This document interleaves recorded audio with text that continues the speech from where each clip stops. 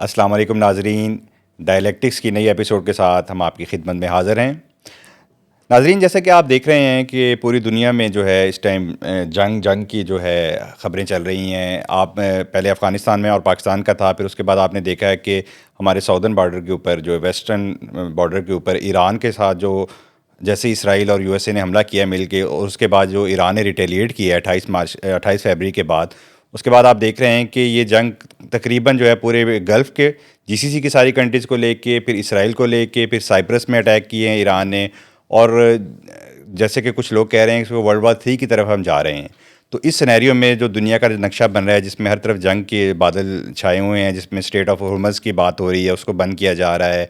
वहाँ से oil prices आप देख रहे हैं 10 to 15% के दरमियान बढ़ चुकी हैं। पूरी दुनिया की इकॉनमीज़ जो हैं वो मुतासर हो रही हैं।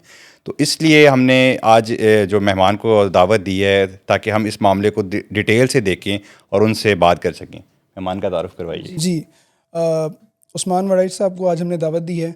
आप पीएचडी स्कॉलर इंटरनेशनल रिलेशंस हैं और इसके अलावा आप जियो पॉलिटिक्स पर गहरी नज़र रखते हैं। Welcome sir. Sir likewise, thank you, बहुत शुक्रिया सर मौका देने के लिए। सर, जैसे हमने अभी बात की कि ईरान की जो जंग शुरू होती है, हम पहले देख रहे थे कि इस पे मुज़ाकरात चल रहे हैं। ओमानी वज़ीर ख़ारजा भी आखिरी रात तक बयान देते रहे कि काफ़ी पॉजिटिव बातें चल रही हैं। एकदम हम देखते हैं कि सुबह उठते हैं तो एकदम अटैक हो जाता है ईरान के ऊपर। और अटैक भी ऐसे होता है कि इसराइल और अमेरिका मिलके करते हैं, और करते भी जो हैं, आपको पता है कि उनकी जो एक रूहानी शख्सियत है आयतुल्लाह ख़ामेनेई, उनके घर के ऊपर अटैक होता है, जिसमें उनकी शहादत भी हो जाती है। तो सर, एक तो हम ये सवाल पूछना चाहेंगे कि इंटरनेशनल रिलेशन के आप सर प्रोफेसर भी हैं, तो क्या यूएसए को ये कि प्रेसिडेंट को ये इख्तियार हासिल कि वो अकेला ये फ़ैसला कर ले और वो एकदम अटैक कर दे बगैर कांग्रेस से पूछे या बगैर किसी को बताए, बगैर इंफॉर्मेशन लिए? जी डेफिनेटली अमेरिका के अंदर ये जो पैटर्न है जंगों के हवाले से, ये सेकेंड वर्ल्ड वॉर के बाद मोस्टली प्रेसिडेंट जो थे वो देवर ऑफ द व्यू कि उन्हें जंग के अंदर जो है डिसीजन लेने के लिए जो है कांग्रेशनल अप्रूवल नहीं चाहिए, क्योंकि वो एक पूरा प्रोसेस है। और सम टाइम ये होता है कि सिचुएशन इस हद तक जा चुकी होती है कि आपको एस्केलेशन लैडर पे फ़ौरन चढ़ना होता है। मतलब अगर उन्हें इन्फॉर्मेशन मिल गए कि कहीं सी जगह के ऊपर दुश्मन है, तो वो कांग्रेशनल अप्रूवल तो नहीं लेंगे। जनरल कासिम सुलेमानी को 2020 में हिट करना था इराक में, तो उसके लिए कांग्रेशनल अप्रूवल नहीं लिया। तो ये पैटर्न है जो कि चला आ रहा है। लेकिन हाँ, जंग को अगर फुल फ्लेज वॉर में आपने तब्दील करना है, तो उसके लिए फिर आपको सेनेट की आर्म सर्विसेज कमेटी के सामने पेश होकर बताना पड़ेगा आपकी ऑब्जेक्टिव्स क्या हैं और किस हद तक वो जो है लॉजिकल कंक्लूजन की तरफ लेके जा सकते हैं। जो कि अभी बात हो रही है, जिस तरीके से मार्को रूबियो को उन्होंने बुलाया है कि सेनेट के अंदर आओ और हमें ब्रीफिंग दो कि किस तरीके से अपना हमारे अहदाफ जो हैं वो अचीवेबल हैं, क्योंकि वहाँ पे बॉडी बैग्स जा रहे हैं, लाशें जा रही हैं और उनका टॉलरेंस लो है।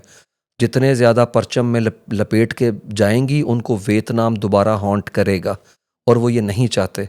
इसीलिए डिफरेंट इंटरव्यूज़ के अंदर जेडी वैंस, मार्को रूबियो हो गए, पीट हेक्सेथ हो गए और प्रेसिडेंट है, वो बार बार कैटेगोरिकली रीइंफोर्स कर रहे हैं कि हम किसी सूरत में प्रोटेक्टेड वॉर की तरफ नहीं जा रहे, हम लिंगर ऑन नहीं करना चाहते वॉर को है। और याद रखें, लिंगर ऑन करना किसके मफाद में है?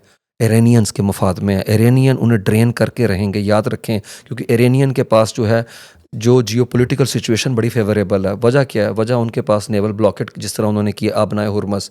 याद रखें, आबनाए हुर्मस दुनिया की मईशत की शारग है। जगलर वेन को उन्होंने पकड़ लिया।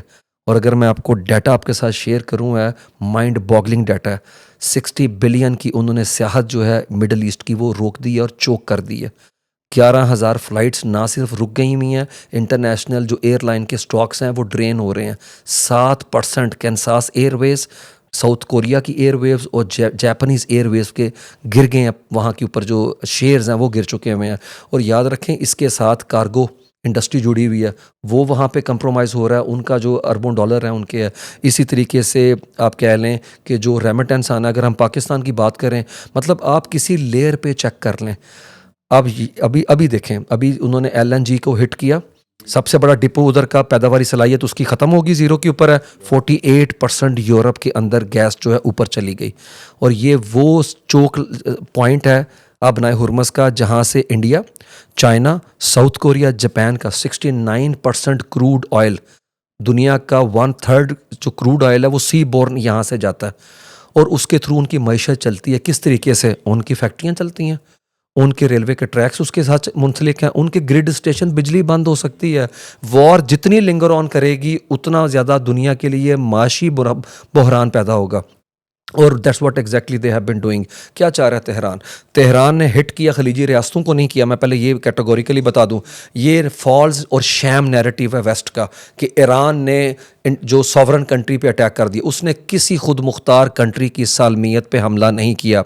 याद रखें, जो भी किसी कंट्री के अंदर मिलिट्री इंस्टॉलेशन अगर थर्ड कंट्री की है तो इंटरनेशनल लॉ कहता है कि वो सारी ज़मीन सॉवरेनिटी जो है उसकी है जिसकी मिलिट्री इंस्टॉलेशन है। पाकिस्तान में जो डिप्लोमेटिक इनक्लेव है, मुझे बताएं उसमें हर एम्बेसी के ऊपर किसका कानून चलता है? उस एम्बेसी का, उस कंट्री का चलता है। तो अगर वहाँ से स्ट्राइक लॉन्च होगी तो फिर आप ये नहीं कह सकते कि आपने हमारी सिक्योरिटी या हमारी टेरिटोरियल इंटेग्रिटी ब्रीच की है, क्योंकि वो भी उधर हिट करेंगे। और ईरान जो है वो एसिमेट्रिकल ऑफेंसिव वॉर जो है वेज कर चुका हुआ है। याद रखें, पहले उनकी 12 जून के हमले के बाद की जो पॉलिसी थी बड़ी इंटरेस्टिंग थी। वो थी डिफेंसिव कंटेनमेंट, कि हमने क्या करना है, मैक्सिमम इंड्योर करना है, हमला आएगा उसको जज़ब करना है। उनकी एपेटाइट है, याद रखें, लिंगर ऑन करने की। इस दफ़ा उन्होंने क्या किया है, उन्होंने ढाल साइड पर रख दी है और तलवार निकाल ली और वो हैरान हो गए। और एसिमेट्रिकल वॉरफेयर एक ही वक्त में साइमल्टेनियसली इंगेज किया है। सबसे पहले हिट की मिलिट्री इंस्टॉलेशन, उसके साथ ही नेवल ब्लॉकेड भी कर दिया और उसके साथ ही तेल अवीव को, हाइफा को भी हिट करना शुरू कर दिया। और इंटरेस्टिंगली वो अपने स्टॉक पाइल को ड्रेन नहीं करना चाहते। उन्होंने क्या किया, उन्होंने ड्रोन वो छोड़े हैं जो 30,000 से $55,000 का है। और आगे क्या हो रहा है, आगे Qatar, UAE, Kuwait, Bahrain interceptor जो छोड़ रहे हैं वो है पैट्रियट। और वो कितने का है, वो $5 से $6 लाख का तो वो है। तो 3-4 आप उड़ा रहे हैं और 50,000 से कम का। या इसके पीछे ना एक आपको समझना पड़ेगा पूरा फ्रेमवर्क है। अमेरिका का जो मिलिट्री इंडस्ट्रियल कम्प्लेक्स है वो बनाया गया था सोवियत यूनियन के खिलाफ, मतलब डिफेंसिव सिस्टम सोफिस्टिकेटेड का। लेकिन इरानियन ने मामला सस्ते में कर लिया। उन्होंने कहा ये है ड्रोन, इसको गिराना है, उड़ाएं लाखों का। और याद रखें, पैट्रियट जो इंटरसेप्टर्स है, M6 है, वो एक दिन में नहीं बनते, हफ्तों में नहीं बनते, महीनों में बनते हैं। तो जो हज़ारों ड्रोन उन्होंने छोड़े हुए हैं। और याद रखें, ड्रोन जो है हिट कहाँ कर रहे हैं, अच्छा इंटरेस्टिंगली अब वो गल्फ़ के उस पार्ट्स को कर रहे हैं जो कमर्शियल हब्स हैं। उन होटल्स को क्या कर रहे हैं जहाँ पे अमेरिकन और यूके के ट्रूप्स जो हैं होटल में ठहरे हुए हैं, उनको भी वो हिट कर रहे हैं। और याद रखें, उन्होंने बहरीन के अंदर उनका जो कमांड सेंटर है उसको उड़ा दिया। ये जो 3 त्यारे गिरे हैं ना, जो आपको बताया जा रहा है F-16 जो है फ्रेंडली फायरिंग में, मेरे भाई फ्रेंडली फायरिंग में 1 त्यारा गिरता, 3 त्यारे नहीं गिर सकते फ्रेंडली फायरिंग में जो डिफरेंट तरह से उड़ रहे हो। आप कहीं इसको भी हमने मार दिया, हमें पता नहीं चला कुछ है। तो ये चूंकि इंफॉर्मेशन की वॉर भी साइमल्टेनियसली चल रही है, जिसके ऊपर हावी हमें नज़र आता है मगरिब है, ठीक है। तो उसके अंदर वो कोशिश कर रहे हैं ये इंप्रेशन ही ना दें कि हमारी जो एरियल फोर्स है उसके ऊपर ये इंप्रेशन आ जाए कि इरानियन ने इस तरीके से चोक करके जहाज़ हमारे गिरा दिए। तो ईरान की सबकत नज़र आ रही है। और किस कॉन्टेक्स्ट में ईरान स्ट्रेटजिक डिफाइंस कर रहा है।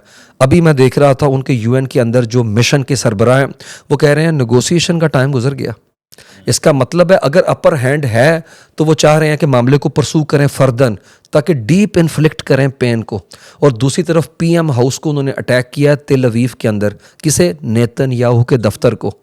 याद रखें, थर्ड इंटरसेप्टर जो रोकता है, स्टार्ट इंटरसेप्टर जो रोकता है, और आयरन डोम। अगर वो उनको चीरता हुआ चला गया तो उसने मिथ तोड़ी थी 12 जून को भी, और अभी भी मिथ तोड़ी है उसने कि इम्प्रेग्नेबल नहीं है ये इजराइल, हम जाके डीप से हर्ट कर सकते हैं। तो मेरे ख्याल में हमें चीज़ों को मुख्तलिफ पहलू और जावियों से देखने की ज़रूरत है। देखें, इंटरनेशनल मार्केट गिरी नहीं है लेकिन जोल्ट कर रही है, अभी कॉन्फिडेंस शेक कर रहा है उनका। और सबसे बड़ी बात जो अगर मुझे कोई पूछे तो बड़ा फैक्टर जिसको आप गेज कर सकते हैं कि अमेरिका जो है किस तरीके से वॉर के अंदर उसे डेंट पड़ा है। इंटरनेशनल मोस्टली सरमायाकार जो हैं उन्होंने अमेरिका के जो ट्रेजरीज, जो उनके बॉन्ड्स होते हैं, वो बेचने शुरू कर दी हैं। और क्या खरीद रहे हैं वो गोल्ड खरीद रहे हैं। याद रखें, सबसे महफूज सरमायाकारी दुनिया में समझी जाती है अमेरिका के ट्रेजरीज, उनके बॉन्ड्स खरीदें जिस पे आपको सूद भी मिलेगा और रकम भी वापस करेगी, क्योंकि अमेरिकन सरकार कर रही है।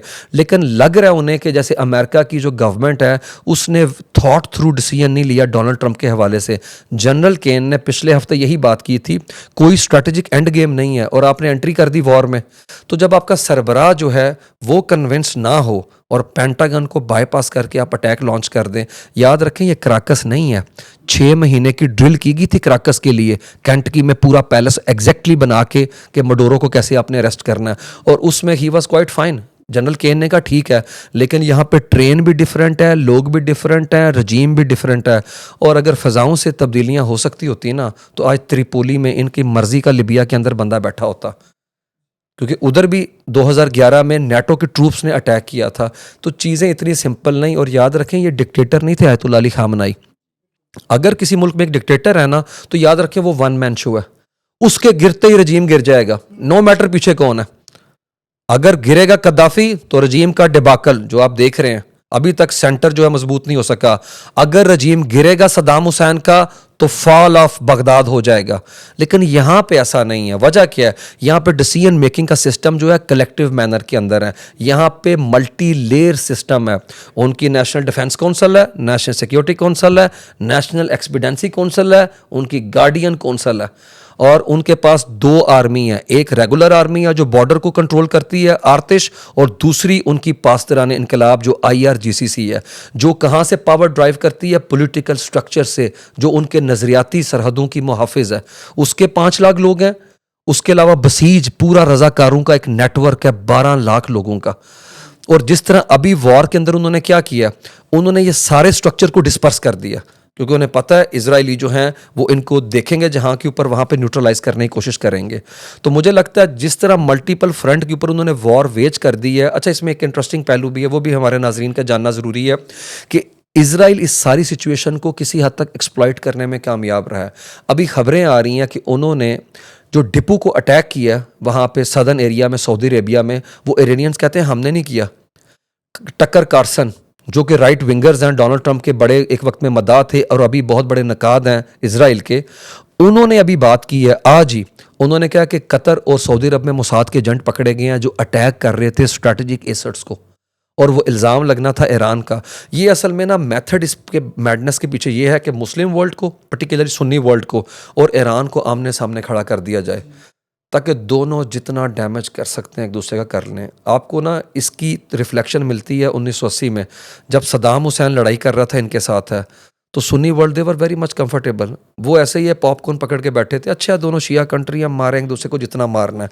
तो यही चीज़ अब इंजॉय कर रहा है इजराइल, कि जितना आमने सामने आके एक दूसरे को डैमेज कर सकते हैं, क्योंकि उनका ग्रेटर इसराइल का पूरा प्लान वो इसी सूरत में पूरा हो सकता है जब रीजन में फ्रेगमेंटेशन हो, जब रीजन में क्योस हो, पैनिक हो, बॉर्डर पोरस हो, कठपुतली हुकूमतें हो, इंटरनल स्टेबिलिटी ना हो। ये सारा पैटर्न जो है उन्हें फेवर करता है, क्योंकि 1960 की उनकी पॉलिसी थी पेरिफेरी डॉक्ट्राइन।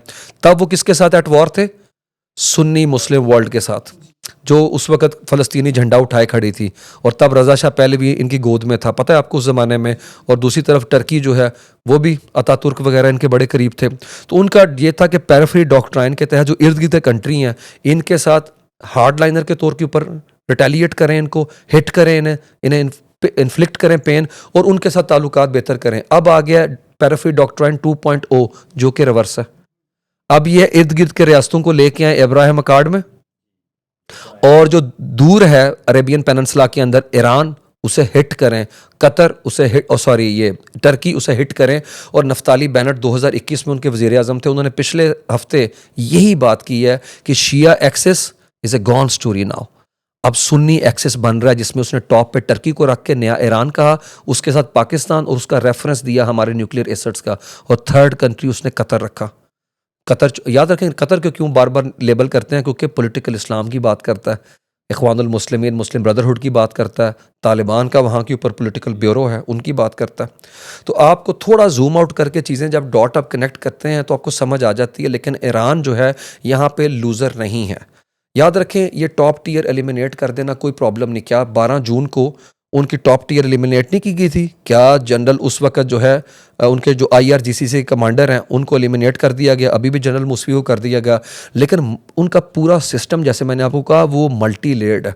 एक बंदा डिसीजन कर सकता होता तो शायद रिटेलिएशन के लिए सेकंड जो स्ट्राइक की कैपेबिलिटी है वो वीक हो जाती, लेकिन that's not happening right now. Sunni Shia conflict जो है अभी नज़र आ रहा है, और एक जो ऑब्वियसली जो मिडिल ईस्टर्न कंट्रीज़ हैं वो तो ये कहते हैं कि हमारी जो सॉवरेंटी है उसको वायलेट किया गया है, US एयर बेसिस पर ईरान ने अटैक किया है। अच्छा, इस पूरे सिनेरियो में पाकिस्तान क्या करेगा? क्योंकि पाकिस्तान ने तो लास्ट ईयर जो है वो स्ट्रेटेजिक डिफेंस म्यूचुअल एग्रीमेंट जो साइन किया कि आप पे अगर अटैक, सऊदीया पे अगर अटैक होता है तो पाकिस्तान का कंसिडर किया जाएगा, पाकिस्तान पे होता है तो सऊदी अरब करे। और साथ ही हमारा नेबरहुड जो है ईरान है, हमने उनके साथ भी चलना है, उनके साथ भी ताल्लुकात हमने कायम करने हैं। तो इस पूरे सिनेरियो में पाकिस्तान किस तरह मैनेज। बिल्कुल। अच्छा, थोड़ा सा मैं पहले जो है बात कर लूँ, आपने बात की जीसीसी कंट्रीज़ की है, गल्फ़ कॉपरेशन की हम बात कर लेते हैं। ओआईसी, अफसोसनाक अमर ये है कि ओआईसी जो है, जो कि सिर्फ लफ्ज़ों का हेर फेर करती है, इस दफ़ा आयतुल्लाह अली ख़ामनेई की शहादत पे उन्होंने ये भी नहीं किया।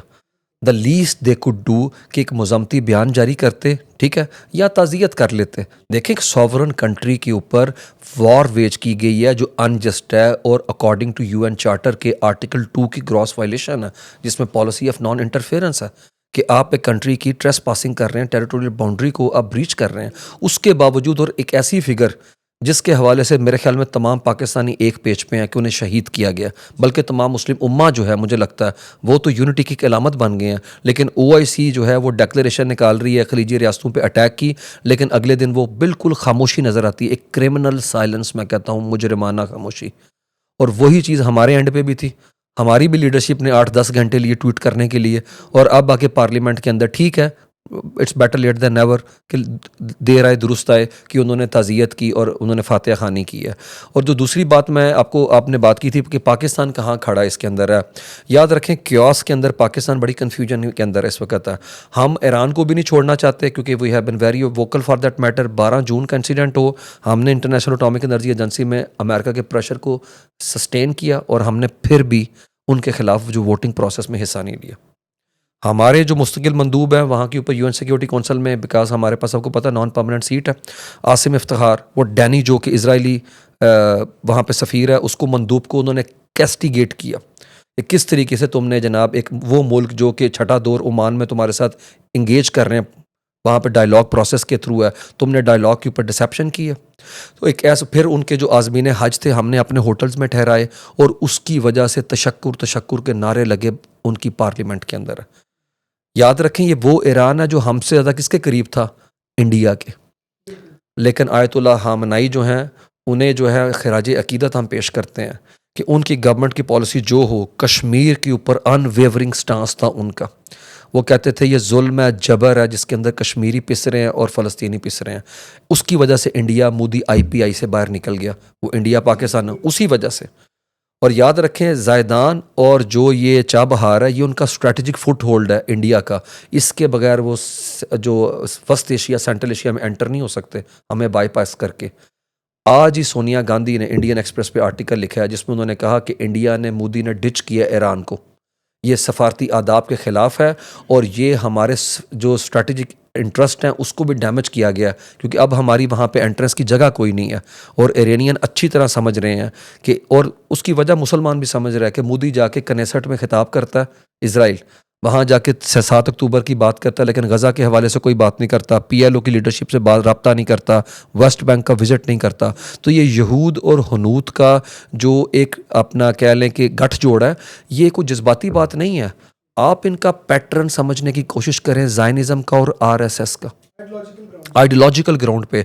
और इसके साथ अगर मैं और आपको थोड़ा सा बताऊं कि आप किसी जगह पे अनकैनी आपको रिजेम्बलेंस मिलती है, और वो मिलती है आपको कश्मीर में और गज़ा में। पॉलिटिकल इंजीनियरिंग हो, डेमोग्राफिक चेंज हो, वहाँ के ऊपर है ब्यूरोक्रेसी का स्ट्रक्चर चेंज करना हो, या कश्मीरी और गज़ा के लोगों को क्रिमिनलाइज करना हो, और या उनकी जो पीसफुल स्ट्रगल है उसे दाइश के खाते में डालना हो, और उधर भी टेररिस्ट कहना हुआ है, आपको सेम पैटर्न नज़र आता है, दोनों जगह के ऊपर है। और इसी के अंदर मैं अफ़गानिस्तान का क्वेश्चन भी आपका लेके आ जाता हूँ। अफ़गानिस्तान के तालिबान, वो जालिम पढ़े तो हमारे मदरसों से, दस्तारबंदी इंडिया से करवाई उन्होंने जाके, जिस तरीके से हम देख रहे हैं अभी का पैटर्न है कि वहाँ के ऊपर 2,37,00,000 लोग जो हैं इमदाद के मुंतज़िर हैं, 60 लाख लोगों को खाना मुयसर नहीं, कोई इंस्टीट्यूशन वहाँ पे नहीं है, मतलब वहाँ पे कोई ढांचा नहीं इंतज़ामी उस तरीके से परफॉर्म कर रहा, पार्लियामेंट को ताला लगा हुआ है, इंक्लूसिव गवर्नमेंट वहाँ के ऊपर नहीं है, USAID प्रोग्राम बंद हो गया हुआ है, ख़वातीन प्रेगनेंट हैं, उनके इलाज की जगह नहीं है, 80% ख़वातीन को सिस्टम से बाहर फेंक दिया गया, ना स्कूल जा सकती हैं, ना कॉलेज जा सकती हैं, ना नौकरी कर सकती हैं। और उनकी साबिक नायब सदर जो हैं सीमा समर कहती हैं अगर औरत के लिए कोई महफूज जगह है अफ़गानिस्तान में तो वो कब्र है। ये सूरत हाल हुई हुई है वहाँ के ऊपर है। और ये मोदी जो कहता है, जिसका नारा है बेटी पढ़ाओ बेटी बचाओ, वो तालिबान को इनवाइट कर रहा है जो किसी इंडियन जर्नलिस्ट खातून को तकरीब में इनवाइट नहीं करते। ये सारी सबको पता है अक्टूबर के अंदर क्या हुआ था। तो मेरे ख्याल में ये जो क्वाड्रिलेटरल ग्रुप बन रहा है, इसको समझना हमारे नाजरीन के लिए बड़ा ज़रूरी है। इसके अंदर कौन कौन है? इज़राइल, इंडिया, तालिबान और UAE, दुबई डिप्लोमेसी, जो कि इस वक्त मिडल ईस्ट में सबसे ज़्यादा करीब जो कुर्बत मुयसर है जिन्हें तेल अवीव की, इज़राइल की, वो UAE है। और उधर ही जो है इंडिया के साथ आपको पता है वो शोल्डर कैसे रब करते हैं। और तालिबान का मुल्ला मुत्तकी विक्रम मिस्री के साथ 2024 जुलाई में वहीं बैठ के पाकिस्तान के खिलाफ साजिश करता है। तो मुझे लगता है पाकिस्तान को समझने की ज़रूरत है कि जंग हमारे दरवाजे पे आ गई है। आपने बात की कि पाकिस्तान ने सऊदी अरब के साथ मुआहदा किया, वो मुआहदा मेरे ख्याल में अफ़गानिस्तान सेंट्रिक नहीं है, वो शायद मिडल ईस्ट के अंदर इसराइल से मुतल्लिक ही है। क्योंकि जब यहाँ से कुछ ऐसा मामला हुआ है, गुरिल्ला वॉरफेयर में हमें हिट किया जा रहा था, तो सऊदी अरब वो बिल्कुल साइलेंट मूड पे थे। और अभी जब उन पे अटैक लॉन्च हुआ है, रियाद के अंदर धमाके हो रहे हैं और एम्बेसी को जिस तरह हिट किया रियाद के अंदर अमेरिका की, तो पाकिस्तान ने भी मेरे ख्याल में रवायती मजम्मती बयानात से एक कदम आगे नहीं गए। अच्छा, मेरे लिए इंटरेस्टिंग चीज़ ये है, 2017 में एक बनाई गई थी, फोर्स बनाई गई थी मुस्लिम दुनिया की, वो किधर है भाई? टेररिज्म के खिलाफ राहील शरीफ साहब, 47 कंट्रीज़, और इंटरेस्टिंगली उसमें 4 कंट्रीज़ शामिल नहीं किए गए, सीरिया, ईरान, लेबनान, इराक। तो उस वक्त भी कहा गया ये शिया जो वर्ल्ड है उसके खिलाफ इत्तेहाद है, लेकिन हमने नहीं देखा वो यमन के हवाले से कि उसने कोई काम किया। अच्छा, यहाँ पे थोड़ा सा मैं आपको बता दूँ, ये जो मैंने 4 मुल्की इत्तेहाद की बात की थी है, Pakistan, Qatar, Saudi Arabia, Turkey, ये क्वाड्रिलेटरल ग्रुप आप बना लें इसको है। इन चारों को लेके आप एंटर हो जाएं यमन में, तो आपको लगता है सदर्न के सेपरेटिस्ट के साथ कौन खड़े हैं? इजराइली और UAE। दूसरे ग्रुप्स के साथ कौन खड़े हुए हैं? सना के अंदर है पाकिस्तानी, टर्की, ये पूरा ग्रुप जिसमें ईरान भी शामिल है। इसी तरीके से आप अगले कंट्री में जाते हैं, सोमालिया में, सोमाली लैंड के साथ कौन खड़े हुए हैं? इजराइली, जो कि बखिया चाहना चाहते हैं। मोगादिशो ग्रुप के साथ कौन खड़ा है? पाकिस्तान, टर्की, कतर और सऊदी अरेबिया। अगला कंट्री मैं आपको लेके जाता हूँ, लिबिया में हफ्तार की आर्मी, जिससे $4 बिलियन का हमने मुआहदा किया, उस ग्रुप के साथ हम खड़े हुए हैं। और दूसरा जो ग्रुप सेपरेटिस्ट ग्रुप है जो कि लड़ रहा है, उसके साथ कौन है? इजराइली और UAE। अब एक और कंट्री आगे चलते हैं, सूडान। सूडान के अंदर जो है पैरामिलिट्री फोर्सेस के साथ कौन खड़े हैं? इजराइली और UAE। और वहाँ पे जो सर्विलेंस की टेक्नोलॉजी और ड्रोन तक हैं वो इजराइल ने दिए हुए हैं।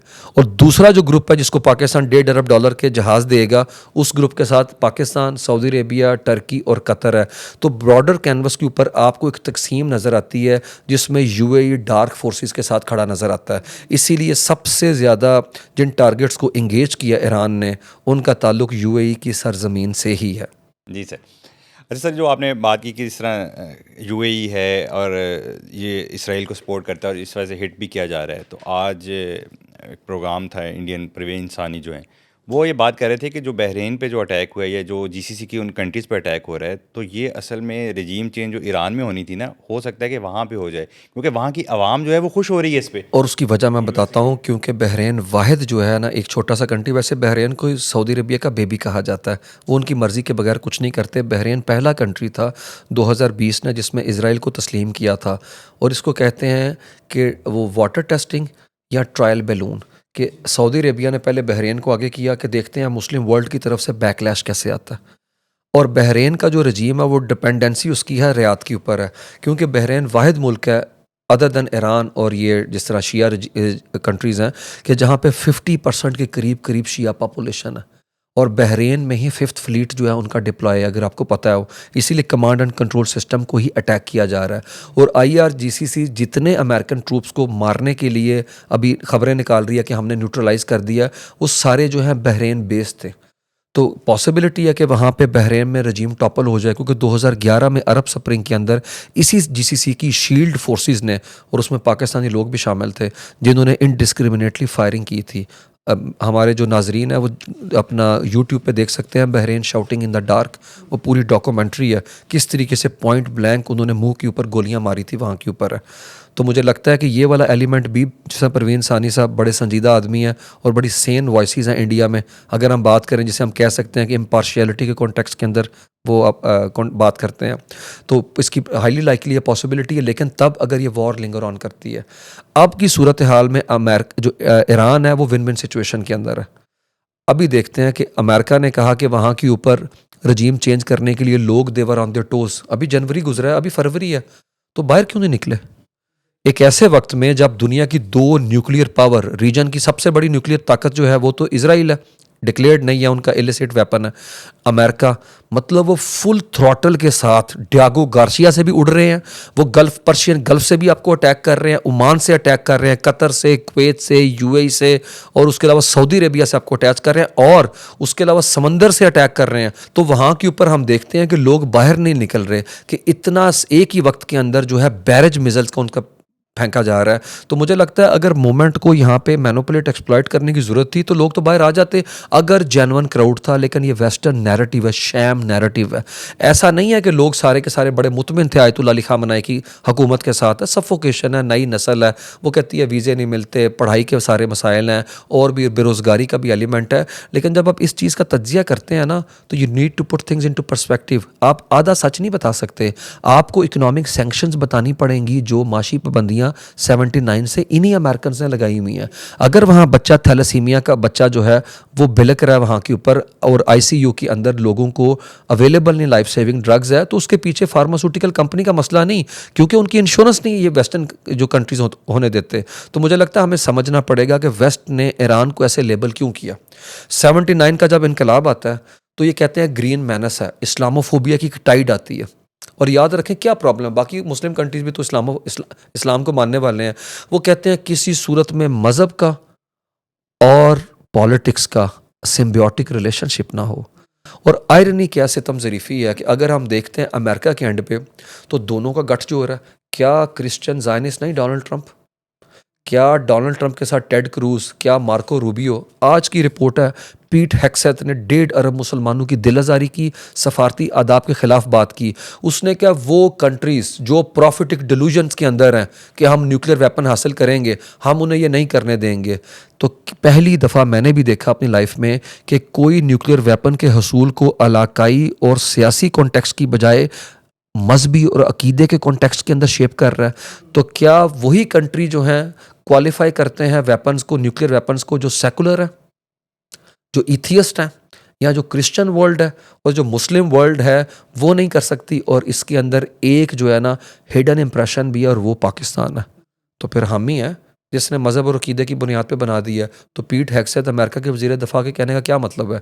इसीलिए पाकिस्तान के वज़ीर दिफ़ा ने कहा है कि ज़ायनिज़म क्या है, इज़ ए कर्स, और मुस्लिम उम्मा को इकट्ठा होने की ज़रूरत है। एटलीस्ट जो है ना आप तारीफ़ करें ख्वाजा आसिफ की, डिस्पाइट कि आपके कोई उनके इख्तलाफ हो सकते हैं सियासी, लेकिन he has got an some audacity to call a spade, कि उसके अंदर इतनी अखलाकी जुर्रत तो है कि जो अवामी दिल के अंदर बात है, जो ज़ुबान के ऊपर है, एटलीस्ट वो है इतने बड़े पोर्टफोलियो के साथ कह सकते हैं। यरूशलेम पोस्ट ने उन पे आर्टिकल लिखा है इसी बात की वजह से, अल जज़ीरा ने हेडलाइन के अंदर उनको इस चीज़ के हवाले से लिया है। तो मुझे लगता है कि ये जो मुआहदे वगैरह होते हैं ये सारे नेशनल इंटरेस्ट के कॉन्टेक्स्ट में होते हैं।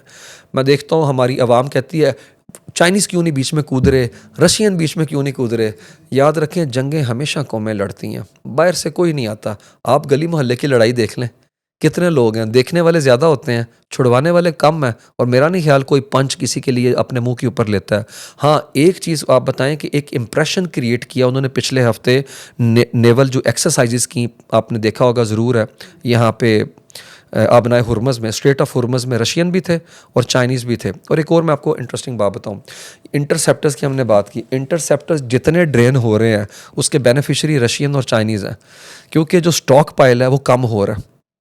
और स्टॉक पाइल इतना बच गया, अभी जो बातें हो रही हैं अमेरिकन प्रेस में, फाइनेंशियल टाइम्स लिखता है 3 से 4 वीक के अंदर वो इस हद तक ड्रेन हो जाएगा कि अमेरिका के लिए सिर्फ वही इंटरसेप्टर बचेंगे जो ताइवान की हेल्प के लिए वो चाइना के साथ वॉर में इस्तेमाल कर सकते हैं, या यहाँ पे यूक्रेन की हेल्प के लिए रशिया के ख़िलाफ़ है। तो रशिया और चाइना उनके लिए ये वॉर तोहफ़ा है, क्योंकि अगर इंटरसेप्टर सारे डाइल्यूट हो गए और स्टॉक पाइल ज़हीरे खाली हो गए तो अमेरिका यहाँ पे एशिया में नहत्ता हो जाएगा। उसकी मिलिट्री इंस्टॉलेशंस के ऊपर अटैक को रोकने वाला कोई नहीं होगा, क्योंकि ये हफ्ते और घंटों के अंदर नहीं बनते इंटरसेप्टर। पैट्रियट इंटरसेप्टर के लिए महीने चाहिए। जो कि 50-55 हज़ार का शहीद ड्रोन जो है वो उसको इंगेज कर पा रहा है। तो सिचुएशन जो है, जज्बाती बात नहीं कर रहा, पूरी दुनिया का प्रेस लिख रहा है। चूँकि ये जो है हमेशा ग्रेट पावर जो होती हैं वो अपनी ताकत के भरोसे के ऊपर वॉर में उतरती हैं और अपना ह्यूब्रस, अपना जो तकब्बुर होता है उसका बड़ा इजहार करती हैं। जिस तरह डोनाल्ड ट्रंप कहते हैं कि हम लामुतनाही वॉर लड़ सकते हैं, लेकिन ground reality suggest otherwise. Ground reality पे तो ऐसा कुछ नहीं हो रहा, तुम्हारे ट्रूप्स भागते फिर रहे हैं। मिसकैलकुलेशन, और हमेशा वॉर में याद रखें मफरूज़े, अंदाजे, क्यासराइयाँ, स्पेकुलेशन गलत होती हैं। फर्स्ट वर्ल्ड वॉर उठा के देख लें, एक आर्च ड्यूक मरा था, आपको याद हो, ब्लैक हैंड ने जो टेररिस्ट ग्रुप था उन्होंने मारा सर्बिया के, वो पीछे मॉन्स्टर खड़े हो गए, उधर से रशिया निकल आया, एम्पायर है, उधर से जर्मन निकल आए, और वॉर 5 साल पे चलेगी, स्पाइरल आउट ऑफ कंट्रोल हो गया, जिस पे अमेरिका का एंट्री की उसने वुड्रो विल्सन ने। सेकंड वर्ल्ड वॉर देख लें कि जब वो चेक रिपब्लिकन को इंगेज करते हैं तो किस तरह मिसकैलकुलेशन करते हैं ब्रिटिश। वो सोचते हैं ये पोलैंड में आ गया तो हमारे पास भी आएगा, तो क्यों ना हम स्ट्राइक लॉन्च कर दें, और वो हिरोशिमा नागासाकी पे एटम बम गिरने के बाद ख़त्म हुई। तो डोनाल्ड ट्रंप याद रखें कोई पॉलिसी मेकर नहीं है, उसने कोई इतना ज़्यादा आप कह लें रवायती अंदाज में ना पॉलिटिक्स की है और ना उसने इस तरह के ऑपरेशन किए हैं, और वो नी जर्क रिएक्शन देता है। वो अब मेरा जो मानना असेसमेंट है, वो चंद दिन के बाद अचानक आएगा कैमरे पे और कहेगा वी मेड इट, हमने कर लिया, हम जीत गए, हमने वैसीरेट कर दिया, उड़ा के रख दिया, ऑब्जेक्टिव क्लियर हो गए। क्या 12 जून को उसने एज इट इज़ यही जुमले नहीं बोले थे कि नतान्स ख़त्म हो गया इस्फहान के अंदर? आज इस्फहान के अंदर नतान्स को फिर स्ट्राइक किया। तो जब ख़त्म हो गया तो नैरेटिव शेप करते ये क्यों कह रहा है, कैप पहन के मारालागो के अंदर है कि उनके जो मिज़ल्स हैं हमारे तक आ सकते हैं। पेंटागन ने कल ब्रीफिंग में कहा है ऐसा कोई सीन नहीं, उनके पास तो कुछ नहीं। खुद इसकी जो इंटेलिजेंस की डायरेक्टर है तुलसी गबार्ड, वो कहती है वो कुछ ऐसा नहीं बना रहे। और आज स्टीव विटकॉफ कह रहा है कि वो जो ग्रेनेड है उनका 460 किलोग्राम का, जिसमें यूरेनियम की इनरिचमेंट है 60% है, वो कहाँ पे है। याद रखें इससे बेहतर नैरेटिव तो उन्होंने 2003 में इराक वॉर से मुतल्लिक किया था। एटलीस्ट CNN इफेक्ट लगाया, एटलीस्ट पब्लिक ओपिनियन क्रिएट की। ठीक है, टोनी ब्लेयर ने जिस तरह झूठ था, ये वो तो लाइज ऑफ द सेंचुरी उसे कहते हैं कि इंस्पेक्शन भी करके आगे थे इंटरनेशनल एटॉमिक एनर्जी एजेंसी, फिर भी उन्होंने कहा WMD है। लेकिन जिस तरह का ये नैरेटिव है, ये तो इसका मेगा बेस खुद जो है वो कन्विंस नहीं है उस चीज़ के साथ है। तो मेरा ख्याल में डोनाल्ड ट्रंप का अपना कैरियर पॉलिटिकल जल्दी कंज्यूम हो जाएगा। और दूसरा जो है इसका झटका अमेरिका में आपको नज़र आएगा जब मिड टर्म इलेक्शन होंगे नवंबर के अंदर है, क्योंकि पूरे लोअर हाउस ऑफ रिप्रेजेंटेटिव के 435 लोग जाएंगे कंटेस्ट के अंदर। और याद रखें उसके उस जो हाउस है लोअर हाउस, उसमें पलड़ा भारी नज़र आएगा आपको डेमोक्रेट्स का। अपर हाउस में इनका स्लिम मार्जिन है, 53 की इनकी सीट्स हैं, और वहाँ पे 33 जो परसेंट है अपना 100 में से 33% सीट्स पे इलेक्शन है। हाईली लाइकली है कि वहाँ के ऊपर भी डेमोक्रेट्स एक्वायर कर लें। फिर लेजिस्लेशन भी मुश्किल हो जाएगी, जो इमरान खान साहब के साथ हुआ। पता ना सेनेट में बिल ब्लॉक होते थे, सदारती ऑर्डिनेंस निकालने पड़ते थे, तो बड़ा मुश्किल अमर है वहाँ के ऊपर है। लेकिन लेट्स सी, वो कहते हैं सीइंग इज बिलीविंग, क्या होता है। लेकिन डोनाल्ड ट्रंप मुझे लगता है अपनी लाइफ का और अमेरिका की रीसेंट मॉडर्न हिस्ट्री का सबसे बड़ा स्ट्रेटजिक गैम्बल कर चुका है। Don't take my words, Financial Times ये लिख रहा है, वॉल स्ट्रीट जर्नल लिख रहा है, दुनिया अमेरिका का सबसे बड़ा अखबार जो है वो लॉस एंजलिस LA टाइम्स लिख रहा है कि ये स्ट्रेटजिक गैम्बल है और ये बदतरीन है। अमेरिका अपने इमेज और रेपुटेशन की कॉस्ट पे यहाँ से पुल आउट करेगा। जिस तरह उन्होंने 2021 में बगराम एयरबेस पे 21 अगस्त रात 3:23 पे पुल आउट किया। आज तक वो शर्मिंदगी और वियतनाम है। बड़ी ताकतें ना डिच होती हैं, वो उन्हें समझ नहीं आती। आप देखें यही ह्यूब्रस, यही एतमाद जो है ज़रूरत से ज़्यादा किसके एंड पे था, सोवियत यूनियन के, जब अफगानिस्तान में पाँव रखते हैं और पोलर बियर को डिच कर देता है पाकिस्तान वहाँ पे। तो मुझे लगता है इनका टाइम करीब आ गया हुआ है। अच्छा सर, जिस तरह पाकिस्तान ने बोर्ड ऑफ पीस को ज्वाइन किया, पाकिस्तान सिग्नेटरी, और डोमेस्टिक लेवल पर देखा जाए तो एक क्रिटिसिज्म भी बहुत ज़्यादा हुआ। हमने तो बल्कि ट्रंप को जिस तरह नोबेल पीस प्राइज़ के लिए नॉमिनेट भी कर दिया था। तो पाकिस्तान के लिए वहाँ क्या है गेन करने के लिए और क्या है लूज़ करने के लिए?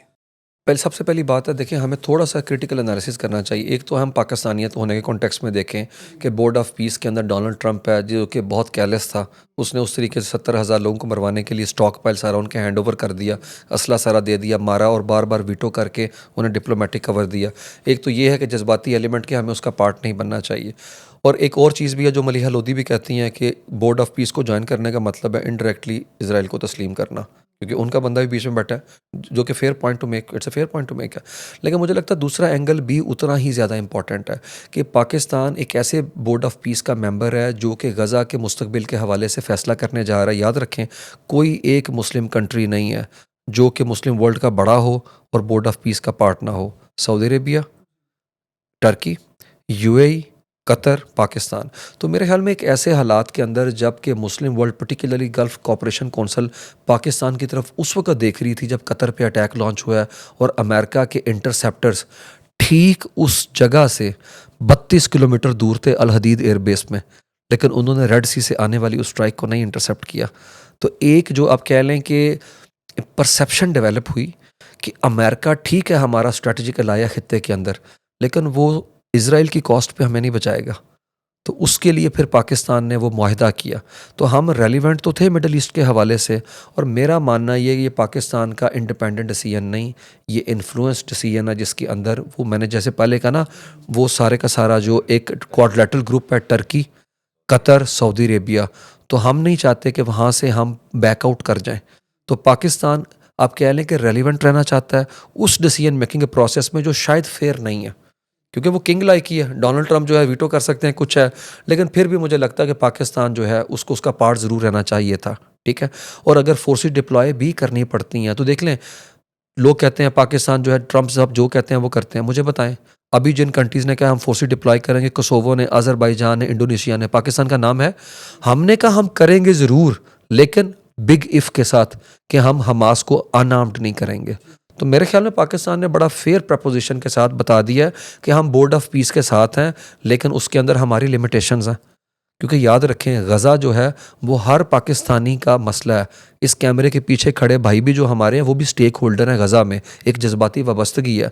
तो मेरा नहीं ख्याल ये कह देना कि पाकिस्तान ने कोई ऐसा काम कर दिया है, तस्लीम कर लिया इज़राइल को, पासपोर्ट चेंज हो गए, कुछ है, तो ये एक अपना अपलॉड लाइन तो हो सकती है, आप गवर्नमेंट को टारगेट करें, लेकिन मेरे ख्याल में प्रैक्टिकली चीज़ें इतनी सादा और आसान नहीं है, और पाकिस्तान कभी भी नहीं चाहेगा कि इस तरीके से उस काज को डिच करे।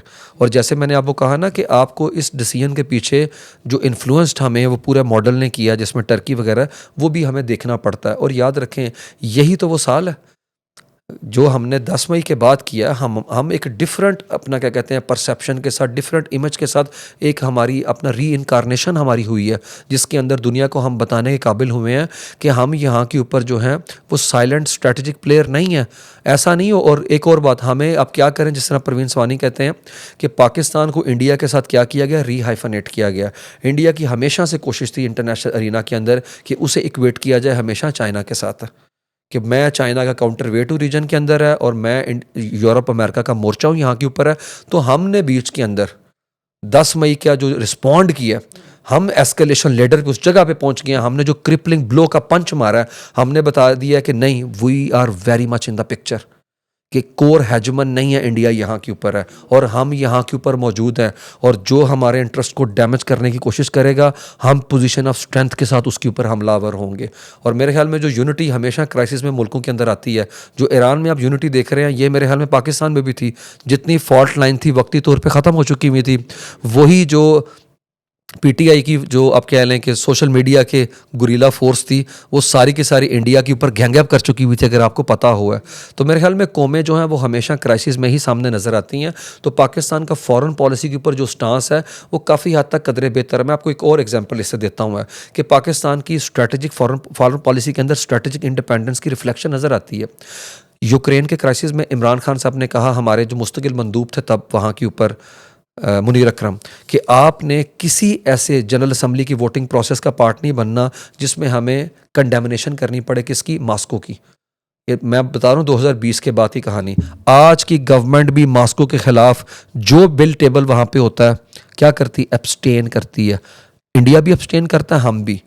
अमेरिका के कैंप में होने के बावजूद याद रखें, पाकिस्तान भी समझ गया है कि रीजन में हमारे इंटरेस्ट लाए करते हैं रशिया और चाइना के दरमियान। सेंट्रल एशिया, सी पैक, BRI प्रोजेक्ट, थोड़ा सा अगर लार्जर का कैनवस देखें तो हमें पता है कि अमेरिका हमें वो डिविडेंड्स नहीं दे सकता। फॉर इंस्टेंस, अमेरिका ने हमें क्या दिया अभी तक, अगर ट्रंप रजीम की बात करें, he is a great person. मतलब ग्रेट लफ्ज़ जो है सिर्फ उसी के ऊपर ही जो है हम धमाल डालना शुरू कर दें। क्या कोई फॉरेन डायरेक्ट इन्वेस्टमेंट हुई? क्या कोई MOU हुआ? 20% टैरिफ है पाकिस्तान पे, इंडिया पे 19% है, 1% कम कर दिया। ठीक है, कहा 12 जहाज़ गिरा दिए, 10 जहाज़ गिरा दिए, अभी स्टेट ऑफ यूनियन में कह दिया अगर मैं ना होता तो पाकिस्तान के वज़ीर आज़म की खैर नहीं थी। ये अल्फाज है उनके, अभी 4 दिन पहले state of the union Congress के अंदर है। तो डोनाल्ड ट्रंप जो है वो काबिल भरोसा नहीं, ये बात तो उनके घर वाले कहते हैं। तो मेरे ख्याल में उनके ऊपर तकिया करना, हेनरी किसिंजर की ये बात सुन लेनी चाहिए हमारी सरकार को कान खोल के। पाकिस्तानी गवर्नमेंट को हेनरी किसिंजर, उनका ये जुमला हमेशा याद रखना चाहिए, it's dangerous to be America's enemy but to be America's friend is fatal. तो दोस्ती, और हमने तो दोनों करके देख ली हैं। हमारे लिए तो 6 फ्लीट नहीं आया 71 में, हमारे ऊपर इन्होंने हमारे साथ कितना रोमांस किया अफ़गान वॉर में, लेकिन जैसे वॉर ख़त्म हुई प्रेसिडेंट अमेंडमेंट ठोक दी हम पे 1990 में कि तुम जो है न्यूक्लियर एसेट जो है वो एक्वायर करने की कोशिश कर रहे हो। फिर 98 में हमारे पे प्रेसिडेंट अमेंडमेंट लगा दी है, और फिर वॉर ऑन टेरर में निकलते वक्त कह दिया जो करा रहे सन है करा रहे सन, डबल गेम है। तो मेरे ख्याल में if history is any guide तो पाकिस्तान के संजीदा हल्के समझते हैं कि अमेरिका जो कि वेस्टर्न हेमिस्फीयर पे इतनी दूर है, उससे ज़्यादा हमारे स्ट्रेटजिक जो इंटरेस्ट है वो अलाइन करते हैं बीजिंग के साथ, चाइना के साथ और सेंट्रल एशिया के साथ है।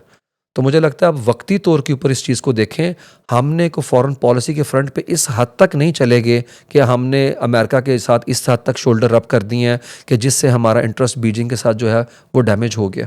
मेरा नहीं ख्याल है। हमने भी सिर्फ लफाजी की हद तक है कि भाई आपको नोबेल प्राइज़ मिलना चाहिए, हमने को छीन के लेके दे नहीं दिया उन्हें। ठीक है, एक सर देखते हैं आपके जैसे मीडिया में इमेज बनाया जाता है। अब आप देख रहे हैं कि यूएसए में शायद वाशिंगटन पोस्ट और न्यूयॉर्क टाइम में उन्होंने स्टोरी करवाई है कि जी कैसे हमने सोफिस्टिकेटेड तरीके से खामनाई साहब को कितने महीने हम उनको ट्रेस करते रहे। फिर हालांकि जो रियलिटी है वो तो ये है कि वो तो अपने घर में अपने ऑफिस में थे। तो ये एक तो ये है कि वो कैसे इमेज बनाते हैं कि हम इतने ताकतवर है कि हम हर चीज़ की मूवमेंट देखते हैं। और दूसरी बात ये कि सर अभी फ्री ज़करिया के प्रोग्राम में वली नसर आए हुए थे, तो वो ये कह रहे थे जो आपने पहले बात की कि डिसेंट्रलाइज ईरान है और एक उसका रकबा इतना ज़्यादा है कि वहाँ पे कब्ज़ा करना कोई इतना आसान नहीं होगा। और जैसे उसमें बात की उन्होंने कि ट्रंप ने जो बात की थी कि 4 दिन या 6 दिन की बात की थी, जबकि नेतन्याहू ने 14 या 15 दिन मांगे हैं। और आप क्या देखते हैं कि ये कॉन्फ्लिक्ट कितने दिन और चल सकता है और इसकी क्या टाइमलाइन हो सकती है? देखिए कोई भी मेरा ख्याल है पूरी दुनिया में कोई ऑब्वियस नहीं बता सकता कि सिचुएशन क्या है, कि किस वक्त कंक्लूड होंगी चीज़ें, क्योंकि जंग है, फ्लूइड सिचुएशन है, चीज़ें समझ उस तरह से नहीं उस आ रही हैं। ठीक है, कोई एक हमें पिक्चर पेंट तो हो रही है, लेकिन किसी वक्त किसी का पलड़ा भारी हो जाए या कोई पॉलिसी शिफ्ट कर दें, कोई पैराडाइम शिफ्ट हो जाए या कोई प्रेशर ऐसा आ जाए, जिस तरह मैंने कहा माशी इंडिया अमेरिका के अंदर से कोई प्रेशर ऐसा जनरेट हो कि डोनाल्ड ट्रंप पुल आउट कर जाएं। It is yet to be decided. मेरा नहीं ख्याल कि कोई बंदा इस हवाले से फॉर श्योर अपना बता सकता है। लेकिन एक चीज़ है, जिस वली नसर ने कहा कि ईरान जो है जो डिसेंट्रलाइजेशन है उसकी बाल्कनाइजेशन इतनी आसान नहीं। कोशिश तो उनकी ख्वाहिश है कि सेपरेटिस्ट बैठे हैं, अजारी बैठे हुए हैं, जैसे मैंने कहा बलोची बैठे हुए हैं, और वहाँ के ऊपर कुर्दिश हैं, कि उनको मजहबी लसानी बुनियादों के ऊपर ईरान को इतना डंड डाला जाए कि गवर्नेबिलिटी का वहाँ पे मसला हो। असल में वो चाहते यही हैं। वो चाहते क्या हैं? मैं बात कर रहा हूँ इजराइलियों की। अमेरिका का और इजराइल का समझें कि जो शुरू का कन्वर्जेंस थी ना, वो यही थी आयतुल्लाह को एलिमिनेट कर दें। उसके बाद पॉइंट ऑफ कन्वर्जेंस ख़त्म है, डाइवर्जेंस की तरफ चले गए हैं। ठीक है, क्योंकि इजरायली चाहते हैं मैक्सिमम वहाँ पे स्टे किया जाए और डैमेज करके वहाँ पे अपोजिशन को मुसल्ला किया जाए, क्योंकि अवाम जो है नहत्ती तो नहीं लेके आ सकती, क्योंकि सिस्टम के अंदर बगावत के कोई असर नहीं है। तो वो तो बाल्कनाइजेशन चाहते हैं, यहाँ के ऊपर है। लेकिन मेरे ख्याल में वली नसर जो हैं वो एक अहद का नाम है, और उनके वालिद गिरामी भी वली नसर के, वो अच्छी तरह समझते हैं, जो कि ग्राउंड रियलिटी को समझते हैं कि यहाँ पे कब्ज़ा करना उतना आसान नहीं। और एक ऐसे वक्त में जब बूट्स ऑन ग्राउंड भी नहीं है, 10 साल लगे थे तब जाके भी इराक़ के अंदर उस तरीके से इस्तेकाम नहीं आ सका, और 20 साल तो बैठे रहे यहाँ के ऊपर है, अफ़गानिस्तान में पड़ोस में, बैक टू स्क्वायर वन, वही आगे 2021 में जो कि 2001 में निकाले थे, 20 साल बाद वही। तो ये चीज़ बताती है कि इतना आसान नहीं है जिस तरीके से वली नसर ने कहा। और मेरा भी ख्याल है कि ये वॉर जो है लिंगर ऑन करेगी, ज़्यादा देर नहीं करेगी, और डोनाल्ड ट्रंप जो है इस हीट को अच्छी तरह से फील कर रहे हैं, और अनकरीब जो है वो, क्योंकि वो बेशरम आदमी है डोनाल्ड ट्रंप, सीधी बात है, मेरे ख्याल में सख्त लफ्ज़ नहीं है, उनके लिए बड़ा मुनासिब वर्ड है। और ये मैं इसलिए वर्ड कह रहा हूँ कि एप्स्टीन फाइल में एक ईमेल के अंदर एप्स्टीन कहते हैं कि मैं दुनिया के वर्स्ट लोगों से मिला, लेकिन डोनाल्ड ट्रंप की पूरी बॉडी में एक डिसेंट सेल नहीं। ठीक है, तो मेरे ख्याल में मैंने कसरे नफसी से काम लिया है उनके बारे में, तो वो किसी वक्त भी पुल आउट कर देंगे। क्योंकि याद रखें दुनिया के अंदर जो पावर्स होती हैं हमेशा, चाहे इंपीरियल फोर्सेस थी, कलोनियल फोर्सेस थी, वो अपना नैरेटिव शेप करती हैं इक़्तिदार की बेस पे। बेशक पीछे जो मर्ज़ी करें, इक़्तिदार की बेस के ऊपर करती हैं, किरदार की बेस के ऊपर करते हैं, असूल पसंदी की बेस पे करती हैं। लेकिन डोनाल्ड ट्रंप तो कह चुके हैं, मैं नहीं मानता इंटरनेशनल लॉ को। उसी इंटरनेशनल रूल बेस्ड ऑर्डर को ताला लगाने की बात कर रहे हैं यूएन को, जो मल्टीलैटरल फोरम इन्होंने खड़ा किया था अपने हाथ से, जिसके बेनिफिशियरी ये हैं, वीटो वीटो करके इन्होंने उसको एक्सप्लॉइट किया। तो मुझे लगता है अमेरिका जो है आज की दुनिया के अंदर मैं मानता हूँ यूनिपोलर वर्ल्ड है टेक्निकली। याद रखें, दुनिया बेशक के लिए मल्टीपोलर वर्ल्ड में अनटिल चाइना जो है कन्फ्रंटेशन की पॉलिसी उस जगह पे ले जाए कि ट्राई एंड टेस्ट, वो कहते हैं अंग्रेजी में सीइंग इज बिलीविंग, तो फिर हम मानेंगे कि दुनिया बाइपोलर उस तरह से हो गई है। हाँ, मल्टीपोलर नो डाउट दुनिया है, लेकिन जब अमेरिका अटैक करता है और दूर दूर तक कोई उसे हाथ रोकने वाला नहीं होता, तो फिर वो इंप्रेशन बार बार रीइंफोर्स होता है कि अभी दुनिया यूनिपोलर उस तरह से है, उनकी हेजमनी अपनी जगह के ऊपर है। इसलिए ये जो ढकोसला है ना, आपने बड़ा अच्छा पॉइंट उठाया, मैं इस पे बात करना चाहता हूँ। इंफॉर्मेशन वॉर और दूसरा ये है नैरेटिव की शेपिंग। ये सारी नैरेटिव की शेपिंग, जब गार्डियन लिखता है कि आयतुल्लाह भाग के मॉस्को चले गए, तो वो क्या करता है, वो अपने मुखालिफ लीडर को डिमोनाइज करता है, जो उन्होंने किया फिडल कास्त्रो के साथ, जो उन्होंने किया सद्दाम हुसैन के साथ है, जो लिबिया के कद्दाफी के साथ किया। कि खबर क्या लगी कि एक पाइप में छुपा बैठा था, हमने निकाला, और यही इस तरह की खबरें उन्होंने लगाई सद्दाम हुसैन के बारे में। तो आयतुल्लाह अली खामनाई वहाँ पे अपने घर में मौजूद थे। आप ये कह सकते हैं इंटेलिजेंस का अटर फेलियर था, इसमें कोई शक वाली बात नहीं, माना जा सकता है, तो 12 जून के अंदर भी हुआ। लेकिन इस चीज़ को देखने का ये भी तो एंगल है कि वो अपने घर से कहीं नहीं गए, नो मैटर, और उन्होंने मार्टरडूम को एम्ब्रेस किया। मशहद में पैदा हुए थे, जिसे कहते हैं शहादत की जगह। और याद रखें नाजरीन को मैं बताऊं, वो साहिब दीवान शायर भी थे और बड़े हसास आदमी थे। उनका तखल्लुस था अमीन, अमानतदार, और उनकी पोइट्री जो है वो मेरे ख्याल में अभी गूगल कर लें हमारे नाजरीन, तो उसके अंदर वो अपनी शहादत से मुतल्लिक बड़ी गुफ्तगू करते थे। इस उम्र में बंदे खांसी से मर जाते हैं, जिस जो उम्र उनकी थी 86 साल की, और उस दिन भी वो चेयर कर रहे थे उस मीटिंग को, जब उन्होंने रोज़े की हालत में शहादत जो है उसका रुतबा पाया। Sir favourite book sir? George Orwell की Orwellian nightmare has come true, जो वो बात करता है उसके अंदर डोनाल्ड ट्रंप को कॉन्टेक्स्ट में मैं बात कर रहा हूँ। ऑफ कोर्स 1984 जो आप देख पा रहे हैं। बिल्कुल। And favourite movie? Ben-Hur। Favourite writer sir? Favourite writer Shashi Tharoor. मैं रिकमेंड करूंगा तमाम लोगों को शशि थरूर की एन एरा ऑफ डार्कनेस पढ़ें और उसकी ऑक्सफोर्ड यूनियन के अंदर वो स्पीच सुने। जो मैं थोड़ा सा जब मायूस होता हूं कि ग्लोबल साउथ भी किसी काम का है या नहीं है, तो उसकी वो स्पीच सुन के काफ़ी हद तक जो है ना वो तसल्ली और तशफ़ी होती है। और याद रखें उसकी उस स्पीच के बाद वो कांग्रेस का लीडर था और मोदी ने पूरी जो राज्य सभा है और लोकसभा को खड़ा किया कि 15 से 20 मिनट तालियां बजाएं, और उन्हें कहा शशि जी आपने हिंदुस्तानियों की 300 साल की थकन दूर कर दी। तो उसके बाद उन्होंने वो किताब लिखी जो दुनिया की बेस्ट सेलर है, और उनका वो जुमला हमेशा मुझे याद रहेगा, no wonder sun never set on the British Empire, even God couldn't trust English in the dark. कि उनके ऊपर इसलिए हमेशा सूरज रहा क्योंकि उनके ऊपर गॉड को भी एतबार नहीं था। तो मेरे ख्याल में हम ओन करते हैं कि इस धरती से, सब कॉन्टिनेंट से एक ऐसा सबूत पैदा हुआ जिसने जाके वहाँ पे ये बात की। और मैं एक और बात बता दूँ, मैं यूके में था जब शशि थरूर साहब वहाँ पे प्रोटेस्ट कर रहे थे, क्योंकि इंग्लिश डिफेंस लीग जो है, जो कि रेसिस्ट ग्रुप है इसका टॉमी रॉबिन्सन का, वो कह रहे थे बार बार इन्हें व्हाई यू आर हेयर, और शशि थरूर ने मेगाफोन पे कहा we are here because you were there. Sir favourite singer? Of course NFA Nusrat Fateh Ali Khan. Sir winter versus summer? मुझे समर पसंद है क्योंकि मैंने विंटर गुजारा हुआ है यूके के अंदर, तो मुझे खानों की अगर बात करें, बिरयानी वर्सेस पुलाव? दोनों पसंद है। नॉर्दर्न माउंटेन पाकिस्तान की या बलूचिस्तान की कोस्ट लाइन? अल्लाह करे बलूचिस्तान के अंदर हालात साजगार हों तो हम ज़रूर, तस्वीरों में ही हमने देखा, तो मैं तो नो डाउट फिर नॉर्दर्न साइड की बात ही भी करूँगा क्योंकि हैवन बीन देयर। लेकिन ये भी अल्लाह का शुक्र है कि चाइना ने सड़कों का जाल बिछा दिया, नहीं तो बचपन सारा मरी में से वापस आ जाते थे। ये तो अभी जाते हैं खुजराब और कहाँ कहाँ। सर आपके साथ बड़ी सर हासिल गुफ्तगू हुई, और नाजरीन इसी के साथ हम डायलेक्टिक्स की एपिसोड से इजाज़त चाहेंगे और आपसे नेक्स्ट एपिसोड में मिलते हैं। Thank you. अल्लाह हाफिज़। अल्लाह हाफिज़ sir. Thank you so much. बहुत शुक्रिया।